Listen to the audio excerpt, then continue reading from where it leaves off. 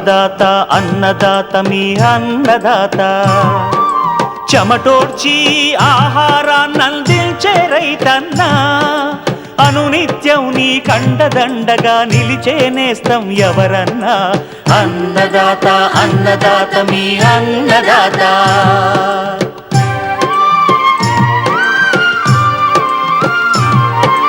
నూతన రీతుల సాగుబడికి నూరింతలు పెరిగే దిగుబడికి సూచనలిచ్చే సస్య రక్షణకు పశు పోషణకి శాస్త్ర విజ్ఞానం అందించి ముందుకు నడిపే తెలుగు రైతు భారతదేశానికి మకుటం అయ్యేలా తీర్చిదిద్దే ఆశయంతో మిమ్ము మేలు కొలిపేది అన్నదాత అన్నదాత అన్నదాత మీ అన్నదాత అన్నదాత అన్నదాత మీ అన్నదాత.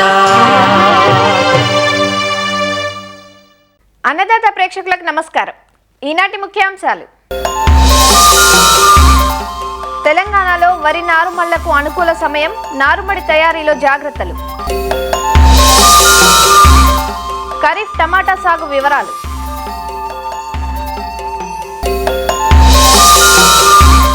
తొలకరిలో కొబ్బరిలో వేసుకోదగ్గ అంతర పంటలు. ఇంటి పంటతో ఆరోగ్యకర దిగుబడులు, కరోనా నేర్పిన పాఠాలతో సొంతింటి పంటకు శ్రీకారం చుట్టిన విశాఖ మహిళ.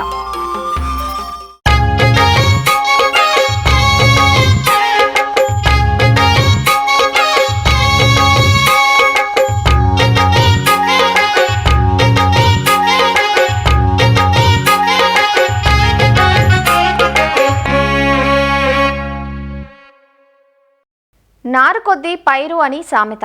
నారు ఎంత ఆరోగ్యంగా ఉంటే పైరు అంత ఆరోగ్యంగా ఉంటుంది. నారు చీడపీడల బారిన పడకుండా ఉండాలన్నా, పీకితే వేరుతో సహా రావాలన్నా నారుమళ్ల తయారీలో జాగ్రత్తలు తీసుకోవడం ఎంతైనా అవసరం. అంతేకాదు, మనం ఎంచుకునే రకాన్ని బట్టి నారు ఎప్పుడు పోయాలో నిర్ధారించుకోవాలి.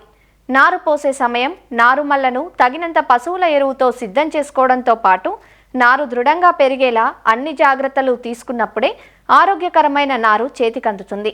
నారుమళ్ల తయారీలో మెలకువల గురించి రాజేంద్రనగర్లోని ప్రొఫెసర్ జయశంకర్ తెలంగాణ రాష్ట్ర వ్యవసాయ విశ్వవిద్యాలయం విత్తన విభాగం అధిపతి డాక్టర్ దామోదర రాజు నుంచి తెలుసుకుందాం. రైతులందరూ కూడా ప్రస్తుతము నారుమడులకు సిద్ధమవుతున్నారు, నారులు పోస్తున్నారు తెలంగాణ రాష్ట్రం అంతా. అయితే నారుమడి ఎలా మనము యాజమాన్యం చేయాలి, మంచి నారు పొందడానికి ఎలాంటి జాగ్రత్తలు తీసుకోవాలి అన్న విషయాలు రైతులకు అవగాహన ఉండాలి. మొదలు మనం పలసగా నారు పోసుకోవాలి. అంటే ఒక ఎకరానికి సరిపోయే విత్తనాన్ని దాదాపు 200 చదరపు మీటర్ల విస్తీర్ణంలో పోయాలి. నారుమడి కలియ దున్నుకొని, ముఖ్యంగా రోటవేటర్ ద్వారా బాగా కలియ దున్నుకొని దానిలో ఉన్న కొయ్యకాళ్ళు కానీ లేదంటే హార్వెస్ట్ చేసినప్పుడు గడ్డి కానీ బాగా మురగనివ్వాలి. మురగనిచ్చిన తర్వాత ఒక ఎకరా సరిపోయే నారుమడికి, అంటే 200 చదరపు మీటర్ల నారుమడికి ఒక 6 నుంచి 7 కిలోల సింగిల్ సూపర్ ఫాస్ఫేట్, తర్వాత ఒక 2 కిలోల పొటాష్ ఒకసారి, తర్వాత 2 కిలోల పొటాష్ ఒకసారి, 2 దఫాలుగా పొటాషు, తర్వాత ఒక 4.5 కిలోల యూరియా, అంటే ఒకసారి 2 కిలోలు ఇంకొకసారి 2.5 కిలోలు, 2 దఫాలుగా నారుమడికి వేసుకోవాల్సి ఉంటుంది. అయితే సింగిల్ సూపర్ ఫాస్ఫేట్ దొరకని పక్షంలో 1 కిలో డిఏపి కనుక నారుమడికి వేసుకున్నట్లయితే సరిపోతుంది. మీరు నారుమడిలో ఎంత ఎక్కువ సేంద్రియ ఎరువులు వేస్తే అంత మంచిది. ముఖ్యంగా పశువుల ఎరువు కానీ, లేదంటే వర్మీ కాంపోస్ట్ కానీ, తర్వాత వేపపిండి కానీ, తర్వాత కోడెరువు కానీ, గొర్రెరువు కానీ, ఇలాంటి సేంద్రియ ఎరువులను నారుమడి కలియ దున్నేటప్పుడు ఎంత ఎక్కువ వేసుకుంటే అంత మంచిది. ఈ సేంద్రియ ఎరువులు వేయడం వల్ల నారు బలంగా పెరగడమే కాకుండా భూమి గుల్లబారి నారు పీకే సమయంలో సులువుగా వస్తుంది. తర్వాత సేంద్రియ ఎరువుల్లో ఉన్న పోషకాలతోని నారు ఆరోగ్యంగా, బలంగా, పచ్చగా, త్వరగా పెరుగుతుందన్నమాట. చాలామంది రైతులు నారుమడికి ఎక్కువ ఎరువుల యాజమాన్యము శ్రద్ధ తీసుకోరు. తర్వాత నారు ఒత్తుగా అలుకుతారు. దానివల్ల నారు సరిగా పెరగక బలహీనంగా ఉండి ఆలస్యంగా పెరగడం వల్ల నాట్లు కూడా ఆలస్యమయ్యే అవకాశం ఉంది, నారు తెగిపోయే అవకాశం ఉంది, నారు కుదురుకునే సమయం కూడా తీసుకునే అవకాశం ఉంది. తద్వారా దిగుబడుల మీద ప్రభావం చూపించే అవకాశం ఉంది. తర్వాత ఇంకొక ముఖ్యమైన విషయం ఏంటంటే నారుమడి లెవెల్గా ఉండాలి. మీరు నారుమడి చదునుగా లెవెల్గా ఒకే విధంగా లేకున్నట్లయితే మీకు నీరు పెట్టినప్పుడు మొలక మునిగి అక్కడక్కడ నారు చనిపోయే అవకాశం ఉంటుంది. తర్వాత ఎంత విత్తనము అవసరము మనము ఎకరానికి అని అనుకున్నప్పుడు ఎంత విత్తనం అవసరం అన్నది మనము ఎంత ఆరోగ్యంగా నారు పెంచుతాము, మొలక చనిపోకుండా నారు పెంచుతాము అన్న దాని మీద, తర్వాత గింజ సైజు అంటే సన్న గింజ రకమా, దొడ్డు గింజ రకమా, అతి సన్న గింజ రకమా దానిపైన ఆధారపడి ఉంటుంది అన్నమాట. అతి సన్న గింజ రకాలైతే 10 నుంచి 15 కిలోలు ఎకరానికి సరిపోతుంది. అదే మధ్యస్థ గింజ రకాలైతే 15 నుంచి 20 కిలోలు సరిపోతుంది. మీకు దొడ్డు గింజ రకాలైతే 20 నుంచి 25 కిలోలు ఒక ఎకరానికి సరిపోతుంది.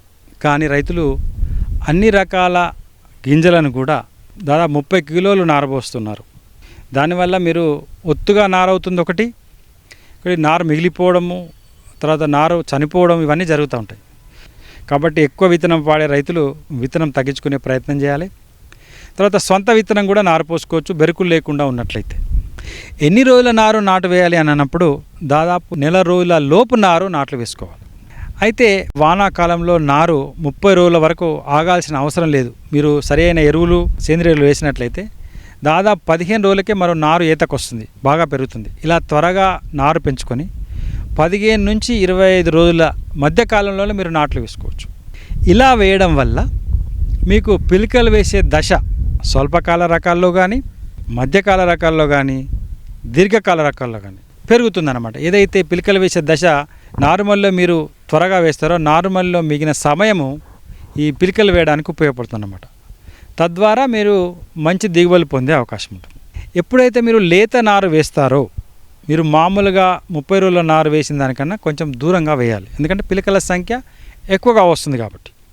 తర్వాత ఇంకొకటి ఏంటంటే సస్యరక్షణ చేయడం వల్ల ప్రధాన పొలంలో సస్యరక్షణ చేసే అవసరం ఉండదు. ముఖ్యంగా స్టెమ్ బోరర్ కానీ, గాల్మిర్చి కానీ, ఇట్లాంటి కొన్ని కాండం దులుసు పురుగు కానీ ఇట్లాంటి కొన్ని రకాల పురుగులకు నార్మల్లోనే సస్యరక్షణ చేసుకుంటే మీకు తక్కువ ఖర్చుతో మీకు ప్రధాన పొలంలో సస్యరక్షణ అవసరం లేకుండా ఉంటుందన్నమాట. నారు మనము పీకే ముందు 4-5 రోజుల ముందు 1 కేజీ కార్బోఫ్యూరాన్ గుళికలు వేసుకున్నట్లయితే నాటు వేసిన తర్వాత ఒక నెల రోజుల వరకు అది ప్రొటెక్షన్ లాగా పురుగులు, ముఖ్యంగా కాండం దులుసు పురుగు కానీ, ఈ ఉల్లికోడు కానీ రాకుండా కాపాడుతుంది. అదే కాకుండా మీరు నారుమడి మధ్యలో కూడా ముఖ్యంగా వర్షాకాలంలో ఈ వర్మి కాంపోస్ట్ కానీ, లేదంటే పశువుల ఎరువు కానీ, తర్వాత ఈ గొర్రెరువు కానీ పొడి చేసుకొని రెండోసారి మీరు నారుమడిలో యూరియా వేసే టైంలో పలసగా చల్లుకున్నట్లయితే కూడా మీకు మల్చిలాగా పనిచేసి ఆరోగ్యవంతమైన నారు పెరిగే అవకాశం ఉంటుంది. తర్వాత నారుమడిలో నీటి యాజమాన్యం కూడా చాలా ముఖ్యం. మొలక మండకట్టి చల్లిన తర్వాత మొలక మునిగిపోకుండా మనము నీరు పెట్టుకోవాలి. అదేవిధంగా పెడుతూ తీస్తూ ఉండాలి. అంటే తడి నీరు, పొడి నీరు అంటారు.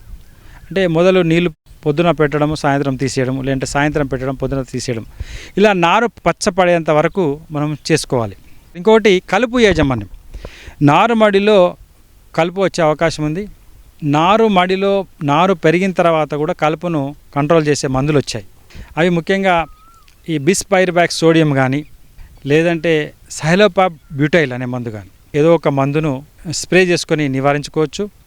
ఈ మందులే కాకుండా కొన్ని కాంబినేషన్లో కూడా మందులు వచ్చాయి, ప్రైవేట్ కంపెనీస్ మందులు, ముఖ్యంగా వివాయా లాంటి మందులు, తర్వాత అసర్ట్, ఆల్మిక్స్, సాతి, ఇట్లా రకరకాల పేర్లతో ఈ పోస్ట్ ఎమర్జెన్సీ మందులు మనకు అందుబాటులో ఉన్నాయి.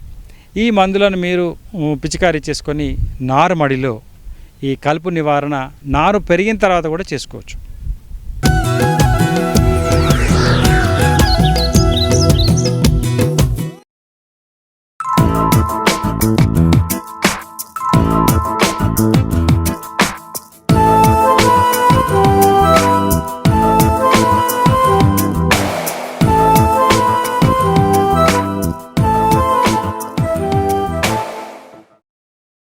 కల్పతరువుగా పేరున్న కొబ్బరి తోటల పెంపకం అంతర పంటల సాగుతో విస్తరిస్తోంది. కొబ్బరి మీద వచ్చే ఆదాయం కన్నా అంతర పంటల మీద వచ్చే ఆదాయం అధికంగా ఉంటోంది. కొబ్బరి నుంచి ఆదాయం వచ్చేసరికి కనీసం 5 సంవత్సరాల సమయం పడుతుంది. కాబట్టి ఈలోపు అంతర పంటల ద్వారా ఆదాయం పొందే అవకాశం ఉంది. మొక్కల మధ్య ఖాళీ స్థలం ఎక్కువగా ఉండే కొబ్బరి తోటల్లో వివిధ రకాల ఏకవార్షిక, బహువార్షిక పంటలను సాగు చేయవచ్చు. బహుళ అంతస్తుల విధానంలో అంచెల పద్ధతిలో సాగు చేసుకుంటే మంచి ఆదాయం పొందే అవకాశం ఉంటుంది. తొలకరిలో కొబ్బరిలో ఏ ఏ పంటలను అంతర పంటలుగా వేసుకోవచ్చో తెలియజేస్తున్నారు వైఎస్ఆర్ ఉద్యాన విశ్వవిద్యాలయం అంబాజీపేట కొబ్బరి పరిశోధనా స్థానం శాస్త్రవేత్త డాక్టర్ కిరీటి. కొబ్బరిలో ముఖ్యంగా మనకి అరటి, కంద, పసుపు, జామ, కోకో వంటి అంతర పంటలు ఎక్కువగా మనకి ఈ ఉభయ గోదావరి జిల్లాల్లో ఎక్కువగా సాగు చేయబడుతూ ఉన్నాయి. కొబ్బరిలో తొలకరి వర్షాలకు ముందు మనము ఈ కంద, చామ, పసుపు లాంటి ఏకవార్షిక పంటలు మనం సాగు చేయదలుచుకున్న రైతులు ఎండాకాలంలో చెట్టు మొదల నుంచి 1.5 మీటర్ వరకు మనం వదులుకొని మిగతాదంతా కూడా లోతుదుక్కులు చేసుకున్నట్లయితే పంటలో ఇంతకు ముందుసారి మనం వేసిన పంటల్లో చీడపీడలు కానీ తర్వాత కీటకాలు కానీ ఏవైతే కోశస్థ దశలో ఉన్నవి కూడా అక్కడ మనకి ఈ ఎండ వేడికి చనిపోయి చీడపీడలు అనేది మనకి తర్వాత పంటలో తక్కువగా రావడం గమనిస్తూ ఉంటాము. కంద అయితే గజేంద్ర రకం మనకి ఈ కోనసీమలోను ఉభయ గోదావరి జిల్లాలోను అనుకూలం. అలాగే చామ చూసుకున్నట్లయితే గోదావరి చామ అనుకూలమైన రకం. పసుపు చూసుకున్నట్లయితే లావణ్య రకం అనుకూలమైన రకం అన్నమాట. ఆఖరి దుక్కులో మనం రైతులు పశువుల పెంట, భాస్వరం వేసుకొని పొలాన్ని సిద్ధం చేసుకున్న తర్వాత విత్తనాలు ఏదైతే ఉన్నాయో వాటిని విత్తన శుద్ధి చేసుకున్న తర్వాత ప్రధాన పొలంలో నాటుకోవాల్సి ఉంటుంది. కంద అయితే 90x90 సెంటీమీటర్లు కానీ 60x90 సెంటీమీటర్లు కానీ మనం నాటుకోవాల్సి ఉంటుంది. చామ కూడా 60x60 సెంటీమీటర్లో మనం కొబ్బరిలో అంతర పంటగా నాటుకోవడానికి అనుకూలంగా ఉంటుంది. పసుపు అయితే 35 నుంచి 40 సెంటీమీటర్ల మధ్యలో నాటుకోవాల్సి ఉంటుంది. ఈ కంద అయితే మనకి కార్తీక మాసంలో దిగుబడికి వచ్చేకి అవకాశం ఉంటుంది. రైతుకి ఒక ఎకరానికి 30 నుంచి 40 వేలు ఎక్కువగా ఆదాయం అనేది రావడం గమనిస్తూ ఉంటాము. చామ కూడా మనకి కార్తీక మాసం తర్వాత దిగుబడికి వచ్చే అవకాశం ఉంటుంది. అది కూడా రైతుకి సుమారు 30 నుంచి 40 వేలు ఒక ఎకరానికి అధిక ఆదాయం అనేది లభిస్తూ ఉంటుంది. ఏకవార్షిక పంటలు ఎక్కడైతే సాగు చేయాలనుకుంటున్నామో అక్కడ మురుగునీరు పోయే వ్యవస్థ మనం ఏర్పాటు చేసుకున్నట్లయితే వర్షాకాలంలో తోటలో నీళ్లు నిలబడిపోకుండా మంచిగా దిగుబడి రావడానికి అవకాశం ఉంటుంది. బహువార్షిక పంటలు చూసుకున్నట్లయితే అరటి ఆల్రెడీ మనం నాటుకున్న రైతులైతే ప్రతి నెల కూడా ఎరువులు వేసుకోవాల్సి ఉంటుంది. గెలలు వేసిన తోటల్లో అయితే మనము బంచ్ మేనేజ్మెంట్ అని చెప్తాము. మొగ పువ్వులను కత్తిరించడము 319 కానీ 13-0-45 కానీ అగ్రోమిన్ మ్యాక్స్ అని రకరకాల కెమికల్స్ ఉంటాయి. పిచికారీ చేసుకున్నట్లయితే మంచిది సైజు ఉన్న గెల రావడానికి అవకాశం ఉంటుంది. అలాగే ఒక గెలలో ఎక్కువ హస్తాలు రావడానికి, ఆ హస్తాల్లో ఉన్న కాయలు కూడా పొడుగ్గా రావడానికి అవకాశం ఉంటుంది. 0-0-50 కూడా మనము హస్తం వేసిన తర్వాత మనం పిచికారీ చేసుకున్నట్లయితే గెల బరువు అనేది పెరగడం గమనించడం జరిగింది. కాబట్టి రైతు సోదరులు ఈ చర్యలు చేపట్టుకున్నట్లయితే కొబ్బరిలో అంతర పంటలపై అధిక ఆదాయంతో పాటు కొబ్బరిపై కూడా మంచి దిగుబడి పొందడానికి అవకాశం ఉంటుంది.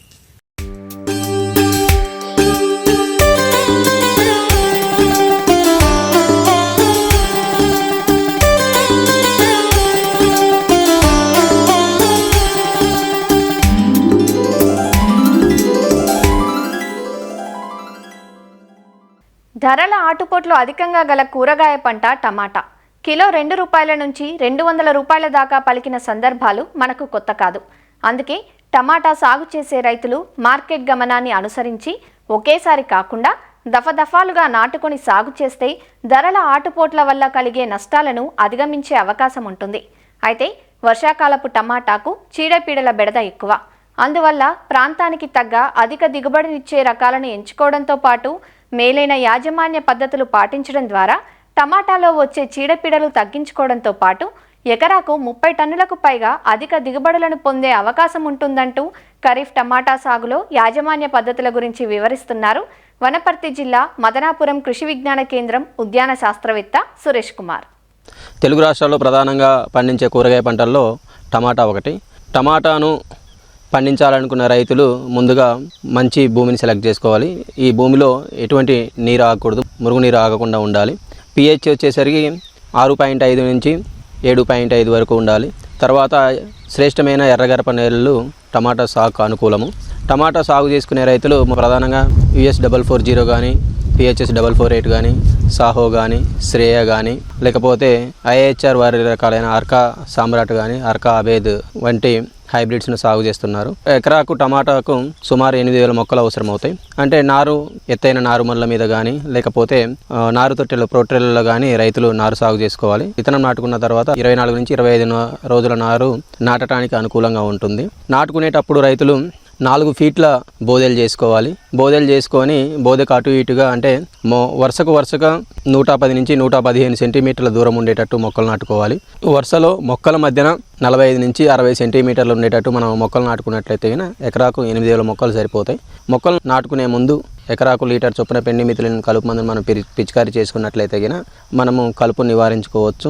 నాటిన 20 నుంచి 25 రోజులప్పుడు కలుపు ఎక్కువ ఉన్నట్లయితే మెట్రిబిజిన్ లీటర్ నీటికి 1.5 గ్రామ్స్ అంటే ఎకరాకు 300 గ్రాములు మనం కలిపి పొలమంతా పిచికారీ చేసుకున్నట్లయితే టమాటాలో కలుపు నివారించుకోవచ్చు. తర్వాత ఎరువుల యాజమాన్యానికి విషయానికి వస్తే దుక్కి దున్నుకునేటప్పుడే చివరి దుక్కిలో ఎకరాకు 10 టన్నుల పశువుల ఎరువు, 40 కిలోల భాస్వరాన్ని ఇచ్చే ఎరువులు అంటే సుమారు 200 కేజీల సింగిల్ సూపర్ ఫాస్ఫేటు, 40 కేజీల పొటాషియం ఇచ్చే ఎరువులను అంటే సుమారు 100 కేజీల పొటాషియం మనం చివరి దిక్కులో భూమిలో తిప్పుకోవాలి. తర్వాత నాటిన తర్వాత 20 రోజులకు 40 రోజులకు 60 రోజులకు ఎకరాకు 40 కేజీల చొప్పున యూరియాను మనము ఇచ్చుకున్నట్లయితే మనకు ప్రధానంగా స్థూల పోషకాలైన నత్రజని, భాస్వరం, పొటాషియం అందించుకోవచ్చు. నాటిన తర్వాత మనకు ఎక్కడన్నా నారుకుళ్ళు సమస్యను గమనించినట్లయితే లీటర్ నీటికి 3 గ్రాముల కాపర్ ఆక్సిక్లోరైడ్ కానీ లేదా 2 గ్రాముల రెడోమిల్ కానీ కలుపుకొని చెట్ల పాదుల్లో పాదికి 100 ml పై ద్రావణాన్ని రెడోమిల్ కలిపిన మందు ద్రావణాన్ని 100 మిల్లీలీటర్లు కలిపి పోసినట్లయితే మన నారుకుళ్ళు తెగులను నివారించుకోవచ్చు. తర్వాత చీడపీడల విషయానికి వస్తే మనకు ప్రధానంగా వర్షాకాలంలో వచ్చేవి ఆకుమాడు తెగులు వస్తుంది. ఆకుమాడు తెగులను నివారించుకోవడానికి లీటర్ నీటికి 0.5 గ్రామ్స్ నాటివో కానీ లేకపోతే 2.5 గ్రాముల క్యాబ్రియోటాప్ కానీ లేకపోతే 2 గ్రాముల కస్టోడియా కానీ కలిపి మనము పిచికారీ చేసుకున్నట్లయితే మనకు వర్షాకాలంలో ప్రధానంగా వచ్చే ఆకుమాడు తెగులు ఎర్లీ బ్లైట్ను మనం సమర్థవంతంగా నివారించుకోవచ్చు. సుమారు 45 నుంచి 50 రోజులకు పూత స్టార్ట్ అవుతుంది. పూత స్టార్ట్ అయిన తర్వాత 60 నుంచి 60 రోజులకు మొదటి కోత స్టార్ట్ అవుతుంది. కోత టైంలో ప్రధానంగా శనగపచ్చ పురుగు, లద్దె పురుగు వస్తాయి కాబట్టి వీటిని నివారించడానికి లీటర్ నీటికి 0.3 ml కొరాజిన్ కానీ లేకపోతే 0.3 ml స్పైనోసాడ్ కానీ లేదా 0.4 గ్రాముల ఇమామెక్టిన్ బెంజోయేట్ కానీ లీటర్ నీటికి చొప్పున కలిపి పిచికారీ చేసుకున్నట్లయితే మనం శనగపచ్చ పురుగు, లద్దె పురుగును సమర్థవంతంగా నివారించుకోవచ్చు. వీటితో పాటు ఇంకొకటి ఏంటంటే టొమాటో పిన్వామ్ అనే పురుగుని ఈ మధ్యకాలంలో ఎక్కువ గమనించడం జరుగుతుంది. ఈ పురుగును కంట్రోల్ చేయడానికి ఎకరాకు 15 నుంచి 20 టొమాటో పిన్వామ్ ట్రాప్స్ను పెట్టుకోవాలి. దాంతోపాటుగా లీటర్ నీటికి 0.3 ml స్పైనోసైడ్ కానీ లేకపోతే 0.4 గ్రామ్స్ ఇమామెక్టిన్ బెంజోయేట్ కానీ లేదా లీటర్ నీటికి 1 ml ఇండాక్సికార్బ్ కానీ మనం మార్చి పిచికారీ చేసుకున్నట్లయితే టొమాటో పిన్వామ్ను మనం కంట్రోల్ చేసుకోవచ్చు.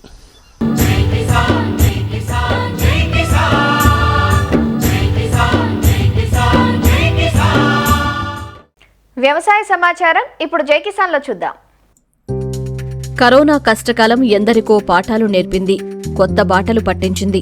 ఖాళీగా ఉన్న సమయాన్ని చాలా మంది సద్వినియోగపరుచుకున్నారు. సొంత వ్యాపారాలు, ఇంటి పంటల పెంపకం వంటి వాటితో తమకంటూ ప్రత్యేకత నిలుపుకున్నారు. అలాంటి వారిలో విశాఖకు చెందిన మహిళ ఒకరు. లాక్డౌన్ సమయంలో బయటకు వెళ్లే పరిస్థితి లేక నిత్యావసరాల కోసం అల్లాడిపోవలసిన పరిస్థితి. సరిగ్గా అదే సమయంలో విశాఖ జిల్లా మంగాపురం కాలనీకి చెందిన ఖాదర్ బీబీకి ఒక ఆలోచన వచ్చింది.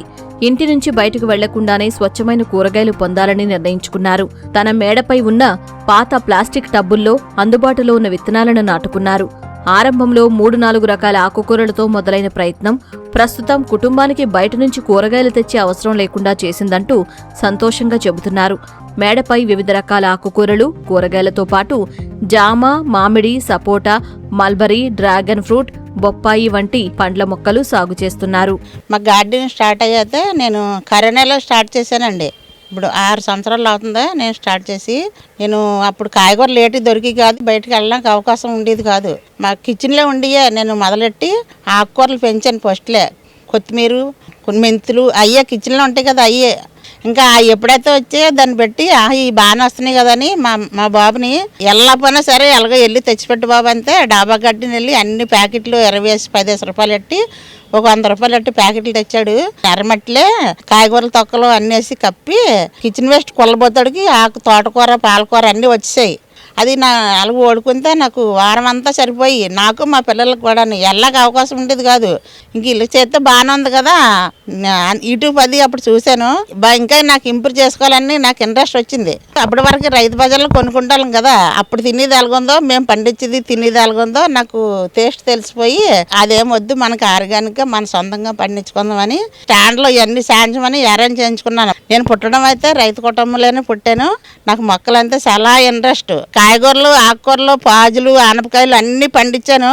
ఫ్రూట్స్ కూడా ఎందుకు పండించకూడదని జాంకాయలు, మామిడికాయలు, సపోటా, పప్పాయ మొత్తం నేను పండించబోయేది లేదు, అన్నీ పండించాను. నేను అందరికీ విత్తనాలు ఇస్తాను. నన్ను అడిగిన వాళ్ళకి అందరికీ ములంకాయలు కూడా ఎక్కువ పంచుతాను. నేను సిటీజీ వనమాలి గ్రూప్లో చేరి 2 సంవత్సరాలు అవుతుంది. ఇంక ఈ 2 సంవత్సరాలు బట్టి ఎక్కువ తెలుసుకున్నాను. నేను ఎంత మట్టి, ఎంత కిచెన్ వేస్ట్, ఎంత మట్టి, ఎంత కిచెన్ వేస్ట్ చేసి అలా కంపోస్ట్ చేస్తాను. తర్వాత కిచెన్లో పెడతాను. ఒక బకెట్ తోటి పప్పు కొడుగు, తర్వాత బియ్యం కొడుగు, తర్వాత ఇడ్లీ, దోశలు ఏది మిగిలిపోయినా ఆల్మోస్ట్ ఏది పడిన అన్నీ బకెట్లు వేసేసి అలాగ 4 రోజులు మరగబెడతాను. మరగబెట్టిన తర్వాత అప్పుడు ఈ మొక్కలకి అందులోదంతా తీసి కంపోస్ట్లో వేస్తాను. ఆ లిక్విడ్ అంతా 5 డొక్కులకి ఒక డొక్కేసి అన్ని మొక్కలకి హార్వెస్ట్ చేస్తాను. ఎక్కువ పోషకాలు మనం టానిక్ పిల్లలకి ఎలా పడతాం, మొక్కలు కూడా అంత బలం అనమాట. రిచ్ పోషకాలు వస్తాయి దానికి. ఎరువు లేట్ అయింది. నేను ఇంకా అదే నాకు ఎక్సర్సైజ్ అవుతుంది, ఆరోగ్యం కూడా వస్తుంది ఇది చేసుకున్నల్లా. వంటింటి వ్యర్థాలు, ఎండిన ఆకులతో సొంతంగా ఎరువులు తయారు చేసి మొక్కలకు అందిస్తున్నారు. పండించిన ఉత్పత్తులను తమ బంధువులు, తోటివారితో సైతం పంచుకుంటున్నారు. ఖాదర్ బీబీ స్ఫూర్తితో పొరుగువారు సైతం మొక్కల పెంపకంపై ఆసక్తి చూపుతున్నారు. నేను ఖాదర్ బీబీ గారు వాళ్ళకి ఫ్యామిలీ ఫ్రెండ్ అవుతాను. ఈవిడి గార్డెన్లోకి అప్పుడప్పుడు మేము వస్తూ ఉంటాం అనమాట. వచ్చినప్పుడల్లా ఇక్కడ వెరైటీ వెజిటేబుల్స్ అవన్నీ కూడా ఈవిడ పండిస్తున్నారు. అది కూడా కిచెన్ కంపోస్ట్తో పండిస్తున్నారు. అదంతా చూసి మేము ఇన్స్పైర్ అయ్యాము. అలాగే మేము ఇక్కడికి వచ్చినప్పుడల్లా కూడా మా చేత హార్వెస్ట్లు అవి చేయించి అవి మాకు రిటర్న్ గిఫ్ట్ కింద ఇస్తూ ఉంటారనమాట. అది టేస్ట్ చాలా డిఫరెన్స్ ఉంది. మేము రైతు బజార్ నుండి తెచ్చుకున్న వెజిటేబుల్స్కి వీటికి కూడా చాలా డిఫరెన్స్ ఉంటుంది. సో దానివల్ల మేము ఏం చేస్తున్నామంటే మేము కూడా ఆర్గానిక్గా పండించడానికి ముందు లీఫీ వెజిటేబుల్స్ అని కొంచెం పాదులు అలాంటివి కొంచెం పెట్టుకున్నాము. మేము ఇలా గార్డెనింగ్ అది చేయడం వల్ల మాకు చాలా స్ట్రెస్ రిలీఫ్ ఉంటుంది, చాలా హ్యాపీగా అనిపిస్తుంది. అండ్ మోర్ ఓవర్ గార్డెన్లో ఎంతసేపు ఉన్నా కూడా మాకు అలసట అనేది అనిపించదు. రోజు మేము మినిమం 2 hours అయినా గార్డెనింగ్కి కేటాయిస్తూ ఉంటాం. మనం ఇక్కడ ఈ రూఫ్ టాప్ గార్డెన్ చూస్తే చిన్న అడవిలా కనిపిస్తుంది. మనకి బయట నుంచి చూసిన వాళ్ళంతా వాళ్ళకి ఏదో తెలియదు, అడవిలో పెంచుతున్నారు అనుకుంటారు. కానీ ఇది ఆరోగ్యాన్ని ఇస్తుంది, ఆదాయాన్ని ఇస్తుంది, ఆహ్లాదాన్ని కూడా ఇస్తుంది. ఏదైతే ఈరోజు వీళ్ళు ఈ రూఫ్ టాప్ గార్డెన్ పెంచుతున్నారో దీనివల్ల పై ఫ్లోర్లో కూడా టెంపరేచర్ తగ్గిపోయి ఉంటుంది. మనం ఢిల్లీలో చూస్తున్నాం. ఢిల్లీలో వాళ్ళంతా చెప్తుంది ఏంటంటే రూఫ్ టాప్ గార్డెన్ ఉన్న చోట ఆ ఇంటిలో 2 degrees టెంపరేచర్ బయటకన్నా మిగతా ఇళ్ళకన్నా తగ్గుతుంది అని. సో ఆ విధంగా మన విశాఖ నగరాన్ని రూఫ్ టాప్ గార్డెనింగ్ నగరంగా తీర్చిదిద్దడం కోసం చాలా ప్రయత్నాలు జరుగుతున్నాయి. అందులో ఇది ఒక మోడల్గా మనం చూపించవచ్చు. ఔషధ మొక్కలు ఉన్నాయి, పండ్ల జాతి మొక్కలు ఉన్నాయి, అలాగే కూరగాయల మొక్కలు ఉన్నాయి. ఇలా ఇన్ని రకాల మొక్కలు పెంచడం అనేది చాలా ఆనందదాయకం. ఇలా ప్రతి ఒక్కరూ పెంచుకోవడానికి ఇట్లాంటి స్టోరీస్ బాగా ఉపయోగపడతాయన్నది మేమైతే భావిస్తున్నాము. ప్రధానంగా ఏంటంటే రసాయన ఎరువులు, రసాయన కలుపుతీత మందులు, రసాయన ఈ గడ్డి మందులు ఇట్లాంటివి వాడకుండా ఉండటం వల్ల క్యాన్సర్లు రావు, చాలా రకాల జబ్బులు రావు, ఆరోగ్యంగా జీవించడానికి ఉంటుంది. కాబట్టి ప్రతి ఒక్కరూ ఏదైతే ప్రకృతి ఆధారంగా వాళ్ళ ఇంటిలో వేస్ట్, కిచెన్ వేస్ట్ నుంచి ఎరువులు తయారు చేసుకుని పంటలు పండిస్తున్నారో ఈ విధానాన్ని అందరూ కొనసాగించాలని మనం కోరుతున్నాం. నగరాల్లో స్థలాభావం ఉన్నప్పటికీ మనసుంటే మార్గం ఉంటుందని, టెర్రస్ పైనే ఆహ్లాదాన్ని, ఆరోగ్యాన్ని పొందవచ్చని మిద్దె సాగుదారులు నిరూపిస్తున్నారు. మరిన్ని విభిన్న అంశాలతో రేపటి అన్నదాతలో మళ్ళీ కలుసుకుందాం. నమస్కారం. అన్నదాతలు తమ సందేహాలు, సమస్యలను 1800-425-4085 టోల్ ఫ్రీ నెంబర్లో ఉదయం 10 గంటల నుంచి 11 గంటల మధ్య పని దినాలలో సంప్రదించగలరు. ఈ కార్యక్రమాన్ని యూట్యూబ్లో www.youtube.com/annadaata ETV లింక్ ద్వారా వీక్షించవచ్చు.